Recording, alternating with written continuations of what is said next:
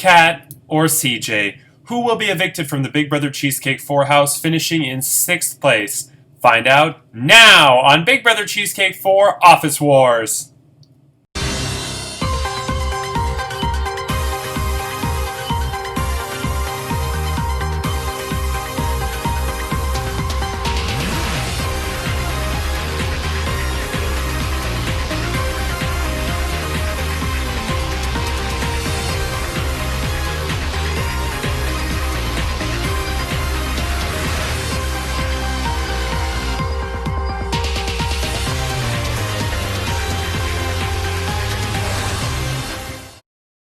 Hello, I'm Andrew Shevsik Moonves. Welcome to Big Brother Cheesecake 4 Office Wars. It's day 72 inside the Big Brother Cheesecake house, and this week Nick was the head of household. He nominated Kat and CJ for eviction, but Lindsay won the Golden Power Veto in the Big Brother Monopoly Golden Power Veto competition, and because she won the Diamond Power Veto in Prank or No Prank, it was upgraded to a Diamond Power Veto. But she chose not to use it, which means in just moments, Kat or CJ will be evicted from the Big Brother Cheesecake 4 house and become the 4th member of the jury, finishing in 6th place. Who will it be? We'll find out shortly. But first, you may notice for the first time ever in Big Brother Cheesecake history, I'm wearing a tank top because we're in a spring-summer season and we're finally in summer. And it's funny, my mother and my 3 closest friends, Lindsay, Kelly, and Tiffany, all hate tank tops on guys and think I look ridiculous in this. I think tank tops are sexy on guys. I don't mean that for myself. I just wear it because it's comfortable and keeps you cool. But in terms of like other guys, I find it sexy. I don't care what anybody says. I think it dates back to the Mighty Morphin Power Rangers when they had I think it was after Jason, Trini, and Zach left and Rocky, Adam, and Tanya came in. And they did it's Morphin time! And they had all tank tops. Yeah, I remember getting turned on by that. So hard to choose between Tommy and Jason, though, as to who's the hottest. Tough call. But yeah, so that's why. Let's see. So Lindsay actually, I think, broke up with her ex-boyfriend Craig because he wore tank tops in the summer. Wouldn't surprise me. But that was just one of many reasons. Okay, so house guests, a couple things. So first, I wanted to talk really quickly about the Diamond Power Veto. Because the Diamond Power Veto now, it was not used by Lindsay, and now for the 3rd season in a row, it was not used. So in season 1, Angela won the Diamond Power Veto. She was nominated next to Chad, and she took a huge risk, used the Diamond Veto to take Chad off because she knew everybody hated Chad, and she replaced him with Adam. And if Adam hadn't spewed like Republican pro-Trump nonsense, it's possible that would have cost Angela the game, but in a 6-5 vote, Adam was evicted, and so that was a successful use of the Diamond Veto for Angela. But then season 2, Rhonda, season 3, Caitlyn, and season 4, Lindsay, all 3 of them won the Diamond Power Veto in the last week of eligibility, where they had 2 weeks in which they could use it, but they won it in the last possible week, which was week 9. Rhonda never won the Golden Power Veto, so she couldn't use it, but it didn't affect her. Caitlyn was not eligible. Caitlyn was notorious for not being picked to play in the veto. In fact, she only played in 1 veto competition, and she finished in 7th place. And she could not use it because she did not win a Golden Power Veto, and she was actually evicted with the Diamond Power Veto in her pocket. So she took it home as a souvenir. And this season, Lindsay did win the Golden Power Veto, so it was upgraded to Diamond, but she didn't use it, which ultimately, in terms of the game, I think was the right decision. But it just kind of sucks that 3 seasons in a row, the Diamond Power Veto was not used. But that's okay. So it's 1 for 4. The Sapphire Veto would be 1 for 2. Krista successful, Brendan not. Ruby is 0-1, Brenda. Emerald is 0-1, or 1 for 2. What did I say before? Sapphire is 1 for 2, and Emerald is 1 for 2. JoJo not successful last season. CJ successful this season, very successful, if I might add. I think she's still in the game because of that. And what's the other one? Pooh Brown Power Veto, the survival rate is, of course, 1 out of 4, Nicole being the only one. House guests, so as you know, starting next week, weeks 11, 12, and 13 are condensed into 2 weeks, so it's going to get more intense. And I will let you know now that the Golden Power Veto competition next week is a is a live competition, and the 3 possible times are Thursday at 9 p.m., Friday at 11 a.m., yes, and Friday at 8 p.m. So once again, just to be clear, Thursday at 9 p.m., Friday 11 a.m., Friday 8 p.m. Those are the 3 options. So please vote on the time slot you prefer. Now, if the winning time slot is absolutely impossible for one of the 5 house guests to play, I will give the house guest the option. They don't have to say yes, but I will give the house guest the option to unanimously agree. They all have to unanimously agree to swap the, not knowing what they are, the final 5 veto with the final 4 HOH, which is still time sensitive but not live. And if the house guests unanimously agree, should they not be able to agree on one of those 3 times, Thursday at 9, Friday at 11 a.m., Friday at 8 p.m., should they unanimously agree, I will swap them. I don't want to, but if I have to, I'd rather everybody have the chance to play. This did happen last season in Season 3 because Lynn couldn't do an 8 p.m. time slot because she starts work at 4 a.m. And of course she was like, what do you mean we have to play at 8 p.m.? I can't play at 8 p.m. Well, okay, I'm going to kick you in your arse. And so we ended up swapping. I think I swapped the head of households, where I took the head of household from the following week and moved it up. And of course, Lynn ended up losing anyway. That was the... I don't remember what it was. But we'll say JoJo won it. Let's just go with the odds. It was either JoJo or Alvin that won it, because Chantal didn't win anything else at that point. Yeah. So please select one of those 3 time slots. All 5 of you are obviously, all 5 of the remaining house guests are obviously going to play in the competition. Okay, I think that's everything. It is time now. I hope I'm not forgetting anything. No. It is time now to get to the live eviction. Kat, CJ, your house guests have been voting, and I have the results. And in just a moment, one of you will be evicted, and we'll have about 15 minutes to gather her belongings and say your goodbyes before I kick you the fuck out of the Facebook group chat. Okay, here we go. By a vote of 2-1, CJ, you are evicted from the Bacardi rum plant in Brampton. They closed down. And Kat, you are evicted from the Big Brother Cheesecake 4 house. Did I fool you? Did I fool you? After 4 seasons, I'm sure I fooled some people. Kat, it's Michael. I don't fire people. I hire people. I inspire people. But in this case, Jan, that heroin-addicted whore bag, she's making me do this. So, you're fired. I hope we can still be friends!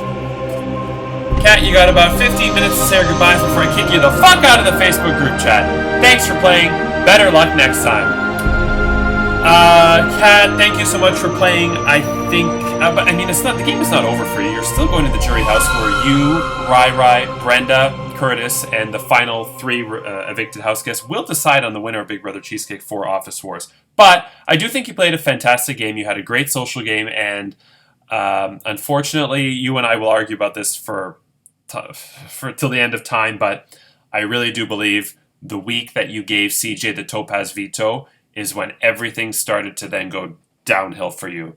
CJ used her Topaz veto on herself, which means she did not have to use the Emerald veto, which she would have used then. She used the Emerald veto the next week. We all know what happened. Lindsay ended up in power, and since then, nothing's really gone your way. So, yeah. What's interesting, too, is the Final 5 Alliance, which Curtis told us who's in it, so this is not a secret. The Final 5 Alliance was Rai, Brenda, Curtis, Kat, and Brazil. Notice anything? Those first 4 members of the Final 5 Alliance, they're the first 4 members of the jury house. That entire alliance is sitting there except for Brazil. Wow. As for the departments, so Brazil is the remaining... It doesn't matter, technically, because the department twist is over, but Brazil is the last remaining member of accounting. Marcin is the last remaining member of warehouse. And customer service still has 3 people, CJ, Nick, and Lindsay. And what's interesting about that is Season 2 was the same breakdown. 3 Hufflepuffs, 1 Ravenclaw, 1 Slytherin. there's so many different combinations. It could have been 4-1, 3-1-1, 3-2, 2-2-1. Okay, I guess there's only 4 different combinations, but still, the fact that it ended up the same way is interesting. Okay, now it's time to get to the next head of household competition. Free from the threat of eviction, the head of household wins the perks of his or her private HOH bedroom bathroom, a fruit basket with Arby's, a letter from home, and the responsibility of nominating 2 of his or her fellow house guests for eviction. Nick, as outgoing head of household, you're not eligible to compete this week. This week's head of household competition is called Big Brother Poker Wars, and here's how it works. I know some of you were expecting Jeopardy. Gotcha. Again. Poker is a recurring competition in Big Brother Cheesecake. I had it in seasons 1 and 2. In season 1, it was won by Debbie. In season 2, it was won by Rhonda. And what's interesting is one thing that these 2 ladies have in common is that they both finished the game in 5th place. But this season, because it's the final 5 head of household, whoever wins is guaranteed final 4. And I did not have this competition in season 3. So the first thing I'm going to do, and I'll do it after I explain, is I'm going to randomly draw 2 rounds, round 1 and round 2. So 2 of you will face off in round 1, 2 of you will face off in round 2. In seasons 1 and 2, poker was basically poker. We just played poker, and whoever won the hand got a point, and whoever had the most points won. It was simple, but a little on the boring side. I mean, poker's never boring, but it was boring in terms of the mechanics of the game. This time around, I'm making drastic changes to it. And I mean drastic. Where did I put the deck of cards? Yes. So, each of you, or all 4 of you rather, will have all 52 playing cards. There is obviously 4 deuces, or 2s, going all the way up to 4 aces. So you have 4 each of 2, 3, 4, 5, 6, 7, 8, 9, 10, Jack, Queen, King, Ace. I'm hoping I don't have to explain exactly how poker works. If you do need me to explain it, just say it in the group chat and I will. But long story short, the best hand is a royal flush, which is Ace, King, Queen, Jack, 10, all in the same suit. The suits being diamonds, for instance, hearts, clubs, and spades. The next highest would be a straight flush, which would be 5 cards in a row, like 6, 7, 8, 9, 10, besides the best 5, and the same suit. Then is 4 of a kind, 4 aces, for instance. Then is full house, 3 of a kind and 2 of a kind, so 3 8s, 2 9s. Then is a flush, where all 5 cards are the same suit. Then a straight, so 2, 3, 4, 5, 6, off-suited. Then 3 of a kind, 2 of a kind, and then high card. So, each of round 1 and round 2, we will play 7 hands. What I will do is I will randomly draw 2 cards. So, for instance, 10 of clubs and King of hearts. You will then, from your 52 cards, and this is a separate deck by the way, from your 52 cards, you will add 3 cards to make the best poker hand possible. So in this case, the best thing you can do is... the best thing you can do is add 3 kings, and then you would have 4 of a kind with kings, because you can't make a straight flush or a royal flush with this. So each competitor will make the best hand with 3 of their own cards. Whoever has the best hand will win a point, and the best 4 out of 7 hands will win the round and advance to round 3. In round 3, the 2 winners will face off against each other in a best 5 out of 9 hand series, so you have to get first to 5 points. And the winner, of course, will become the new head of household. The 2 losers from round 1 and round 2 will also face off in round 3. And whoever loses round 3, meaning they lost both times, will win a disadvantage in the Golden Power Veto competition. So if you feel like working together and just throwing it, mind you, Cat is gone, but still, and Rai Rai's gone. If you feel like working together and throwing it, not a good idea, because if you lose round 1 or round 2 and then lose again in round 3, you will have a disadvantage in the veto competition. Now, you're probably thinking, this seems a little too easy. I just make the best poker hand with the 2 cards that are there. I mean, isn't it going to be a tie every time? Well, it's not that easy. You have 52 cards, so if with the 8 and the king... Oh, of course I shuffle the deck. But with the 8 and the king, if you play 3 kings, that's great. You're probably going to win the point. But those 3 kings are gone. You can only use each card in your 52 cards once. And if you do the math, if round 1 or 2 takes 7 hands to win, you're going to play 21 cards. And then round 3, because it's up to 9, possibly 9 hands, you will have to play possibly up to 27 cards, which is a total of 49. So all but 3 of your cards might have to be played.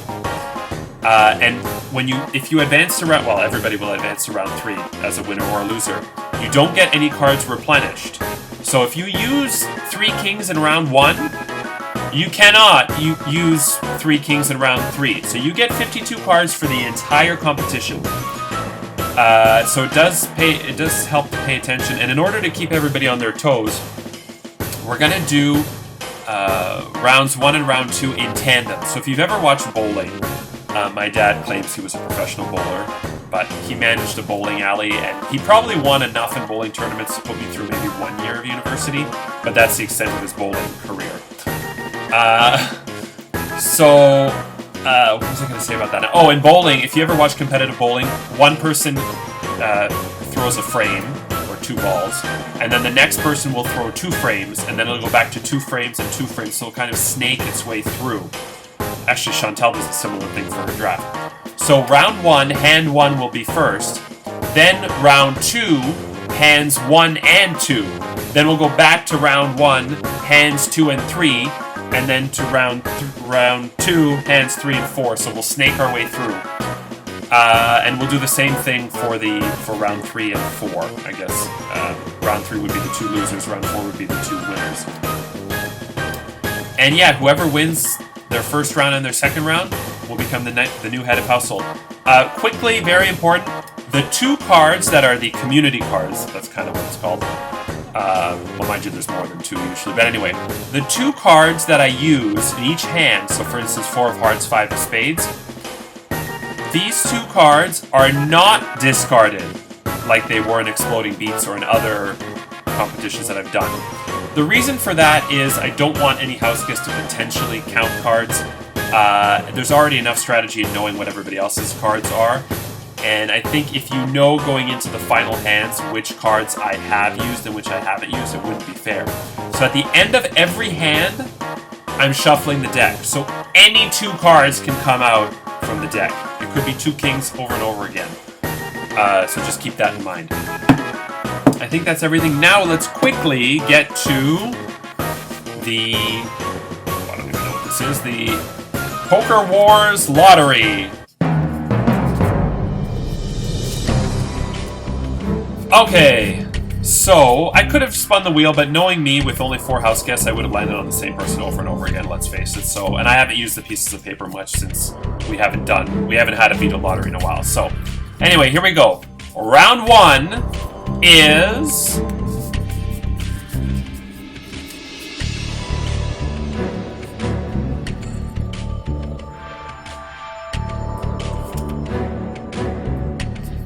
Brazil versus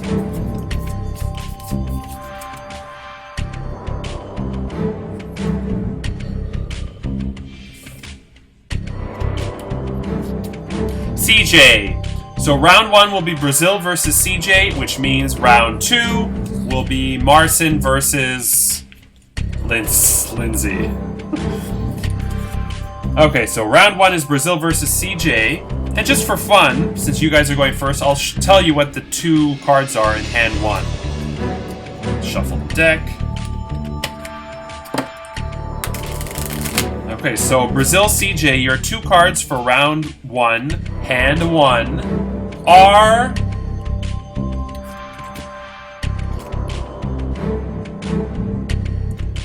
Eight of diamonds and 2 of spades. So make the best poker hand possible to win the hand, but bear in mind, you only have 52 cards for the entire competition. Okay, with that said, who will win the Big Brother Poker Wars Head of Household competition. Find out tomorrow, as a special guest co-host is here with me to dish the dirt on this season, and boy does she have a lot to say.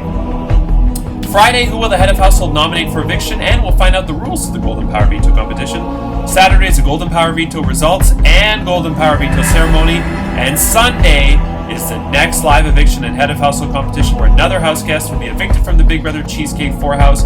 Join Rai, Brenda, Curtis, and Kat on the jury, and we will learn the identities of the final four. I'm Andrew Shevsik Moonves. Take care, and we leave you as we eavesdrop on the house guests. Good night.